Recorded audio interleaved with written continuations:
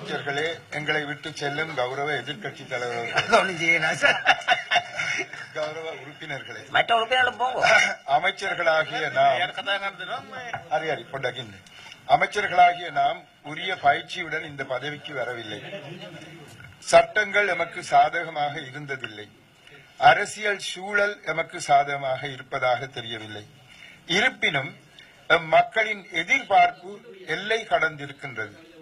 எம்மவர் எமக்கு பெற்றுத் தருவார்கள் என்ற திட நம்பிக்கை அவர்களுக்கு உண்டு. அதை நாம் சிதைத்தலாகாது.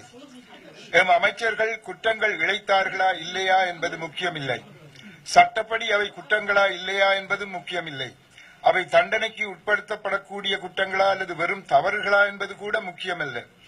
அமைச்சர்களின் நடவடிக்கைகள் என்று கூறப்பட்டுள்ளவை மக்கள் மனதில் எந்தவிதமான எண்ணங்களை, மன திருப்தியின்மையை, வெறுப்பை ஏற்படுத்தியுள்ளன என்பன சிந்திக்கப்பாலன.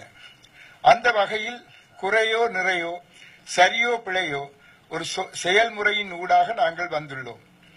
ஒருவர் மேல்தான் குற்றம், முதலமைச்சர் மற்றையோரையும் தேவையில்லாது உள்ளடக்கியுள்ளார் என்ற குற்றச்சாட்டை சிலர் முன்வைத்தார்கள்.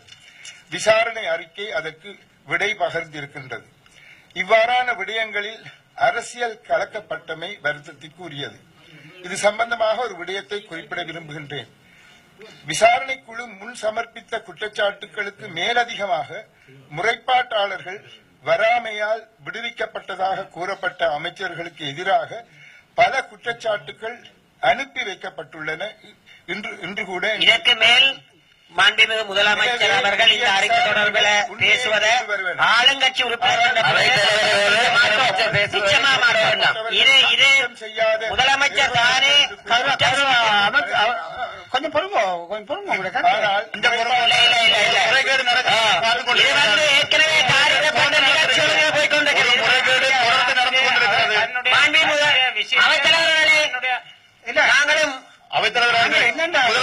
முதலமைச்சருடைய அமைச்சு சார்ந்த விடயங்களிலே நிதி மோசடி நடக்கவில்லையா? முறைகேடுகள் நடக்கவில்லையா? சட்டவிரோதமான நியமனங்கள் நடக்கவில்லையா? இடமாற்றங்கள் நடக்கவில்லையா? அத்தனையும் நடந்திருக்கின்றன. ஆனால் எங்களை பொறுத்தவரையிலே மாகாண சபையால் ஒரு குழு, செயற்குழு, ஒரு விசாரணை குழு நியமிக்கப்படாத காரணத்தினால் தான் முன்வைக்கவில்லை. இன்னும் பல குற்றச்சாட்டுகள் இருக்கின்றன. அவற்றை முன்வைப்பதற்குரிய சரியான தளம் இல்லாத காரணத்தினால் நாங்கள் முன்வைக்கவில்லை. எனவே கௌரவ முதலமைச்சர் அவர்களை குறை கூறுவது இந்த இடத்திலே நோக்கமல்ல. அவர் ஒரு முறையற்ற நடவடிக்கை ஒன்றை பின்பற்றுவதை எங்களால் பார்த்துக் கொண்டிருக்க முடியாது, அங்கீகரிக்க முடியாது.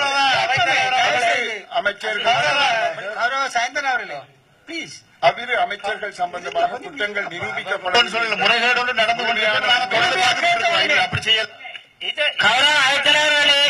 பதிவு செய்துவிட்டு நாங்கள் வெளியேறுகின்றோம். இந்த உரையை மேலும் எங்களால் செவிமடுக்க முடியாது. முறைப்பாட்டாளர்கள் வராததால் அவர்கள் மீதான குற்றங்களை பரிசீலித்து முடிவுக்கு வர முடியாததாக இருந்ததுதான் உண்மை.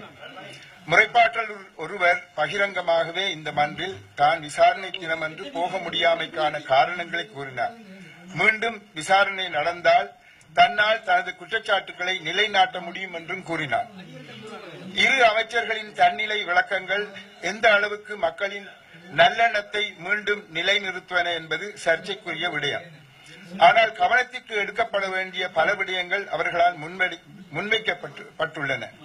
அவர்கள் சம்பந்தமாக விசாரணை குழு ஒன்றை மீள் நியமனம் செய்ய முடியாது. அவர்கள் பேரிலான மேலதிக விசாரணைகள்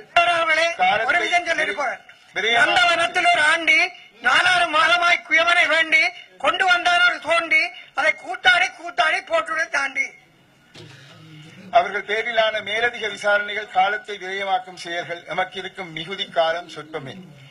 எமது தேர்தல் விஞ்ஞாபனத்தில் நாம் கூறியிருந்த விடயங்களை நடைமுறைப்படுத்த நாம் எமது வேலைகளை துரிதமாக செய்ய எம்முள் ஒற்றுமை வேண்டும்.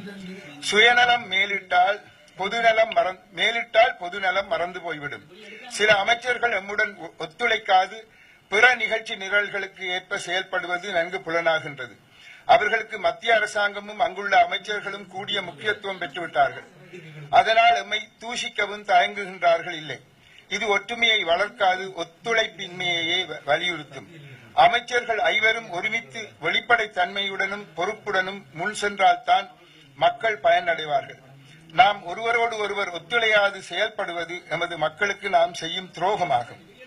எனினும் குற்றஞ்சாட்டப்பட்ட அமைச்சர்கள் குற்றவாளிகளாக காணப்பட்டார்களோ இல்லையோ, காணப்படுவார்களோ இல்லையோ, இன்றைய நிலையில் அவர்கள் பதவியில் தொடர்ந்தால் எமது அமைச்சர்கள் மக்களின் ஏளன பார்வைக்கு ஆளாக வேண்டி வரும்.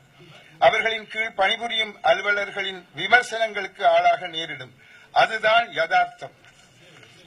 நிர்வாக ரீதியான முறைகேடுகளும் ஒழுங்கீனங்களும் நடைபெற்றுள்ளதாலும் ஒரு நேர்மையான, கண்ணியமான, நாணயமான நிர்வாகத்தை மக்கள் எதிர்பார்த்திருப்பதாலும் இந்த அறிக்கையில் உள்ள சில விடயங்களையும் மற்றும் வேறு காரணங்களையும் கவனத்தில் எடுத்து மக்களின் நம்பிக்கையை மீண்டும் கட்டியெழுப்ப வேண்டிய கடப்பாடொன்று எனக்குள்ளது. முன்னர் சாட்சியங்கள் வராமையால் விடுவிக்கப்பட்டவர்கள் மீது உரிய விசாரணை நடத்தாது அவர்களை தண்டிப்பது பொருத்தமாகாது. இன்றைய இந்த நிலைமையை நான் ஏற்படுத்தவில்லை, இந்த மன்றின் உறுப்பினர்களே ஏற்படுத்தினார்கள்.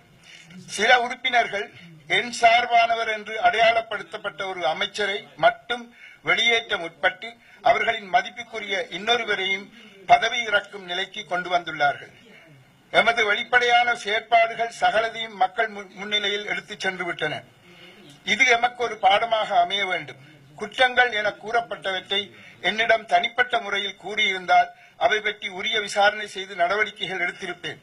சந்தி சிரிக்க மன்றில் எடுத்து பத்திரிகைகளில் விளாசி தள்ளி அமர்க்களமாக்கிவிட்டார்கள்.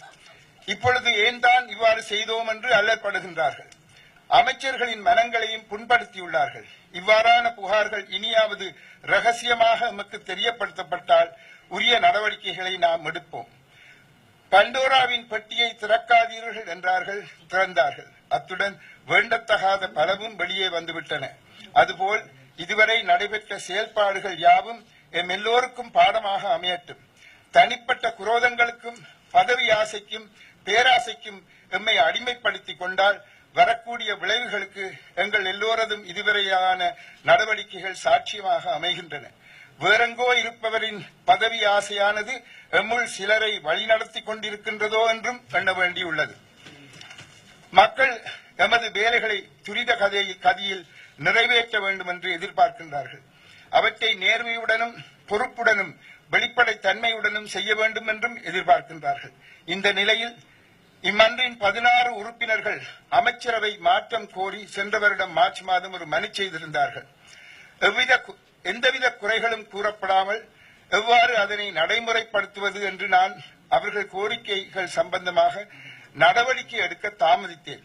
ஆனால் முல்லைத்தீவுக்கு ஒரு அமைச்சர் இல்லை என்ற விடயத்தை கருத்தில் எடுத்திருந்தேன். அதன் பின்னர் தான் விசாரணை குழு அமைக்க வேண்டி வந்தது. அண்மையில் நான் அவர்களிடம் குறித்த கோரிக்கையை நினைவுபடுத்தி அந்த கோரிக்கை இன்றும் வலுவானதா என்று அறிய முற்பட்டேன். அதில் இருந்து தெரிய வந்தவை அக்கோரிக்கை இன்றும் வலுவுடையதே என்பதே. 4 உறுப்பினர்கள் மட்டும் எந்தவித மாற்றங்களும் இனி தேவையில்லை என்று கூறியுள்ளார்கள். அதில் அரசியல் கலந்திருப்பதை காண்கின்றேன்.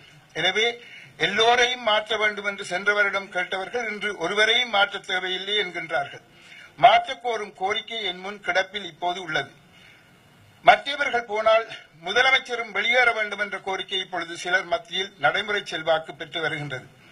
ஒரு முதலமைச்சரை மக்கள் நேரடியாக தேர்ந்தெடுக்கின்றார்கள். அமைச்சர்களை முதலமைச்சரே கட்சி வரையறைகளை பேணி மாவட்ட நல உரித்துக்களை சிந்தையில் நிறுத்தி தேர்ந்தெடுக்கின்றார். அதற்கு சட்ட வலுவை ஆளுநர் அளிக்கின்றார். ஆளுநரால் தான் தோன்றித்தனமாக அமைச்சர்களை நியமிக்க முடியாது. எனவே மக்களால் தேர்ந்தெடுக்கப்படும் முதலமைச்சர் தான் சிபாரிசு செய்த அமைச்சர்களை நீக்கி புதிய அமைச்சர்களை நியமிக்க கோரும் பொறுப்பை உடையவர் என்பதை இங்கு கூறி வைக்கின்றேன். அமைச்சர்கள் மீதான குற்றங்கள் நிரூபிக்கப்பட்டாலும் சரி, இல்லாவிட்டாலும் சரி, நடைமுறை மாற்றம் ஒன்றை எமது உறுப்பினர்களும் மக்களும் விரும்புகின்றார்கள் போல தெரிகின்றது. இவற்றையெல்லாம் கவனத்திற்கு எடுத்து செயற்படுவது எனது தார்மீக கடமையாகும். இதன் நிமித்தம் கௌரவ அமைச்சர்கள் திரு குருகுலராஜா மற்றும் திரு ஐங்கரநேசன் ஆகியோரை தாமாகவே தமது பதவிகளை தியாகம் பண்ணுமாறு வேண்டிக் கொள்கின்றேன். மற்ற 2 அமைச்சர்களுக்கு எதிராக புதிய விசாரணை ஒன்று நடைபெறும். அவர்களுக்கு எதிராக கிடைத்திருக்கும் மேலதிக விடயங்களும் அவ்விசாரணையின் போது பரிசீலனை செய்யப்படுவன. விசாரணை முடிவடையும் வரை இயற்கை நீதியையும் நல்லாட்சி விழுமியங்களையும் கருதி 2 அமைச்சர்களும் விடுமுறையில் விலகி இருக்க வேண்டும். தமது அமைச்சு விடயங்களில் அவர்களோ அவர்களின் பிரத்யேக ஆளணியினரோ பங்கு பெற்றலாகாது. அவர்களின் அமைச்சு பொறுப்புகளை நான் தற்காலிகமாக ஏற்றுக்கொள்கின்றேன். அவ்வமைச்சர்களின் செயலாளர்கள் எனக்கு பொறுப்பு கூற வேண்டும். விசாரணையில் அவர்கள் விடுதலை அடைந்தால் திரும்பவும் பதவிகளில் தொடர்ந்து கடமையாற்றலாம். எனவே முதலிரு அமைச்சர்களின் ராஜினாமா கடிதங்களையும் மற்ற இருவரின் 1 மாதத்திற்கான விடுமுறை கடிதங்களையும் நாளை மதியத்திற்கிடையில் நான் எதிர்பார்க்கின்றேன். கூடிய விரைவில் புதிய விசாரணை குழு நியமிக்கப்படும். வேண்டுமெனில் விடுமுறையில் உள்ள அமைச்சர்களின் விடுமுறை காலம் தேவைக்கேற்றபடி நீட்சி செய்யப்படும். இதுதான் என்னுடைய முடிவு. நன்றி.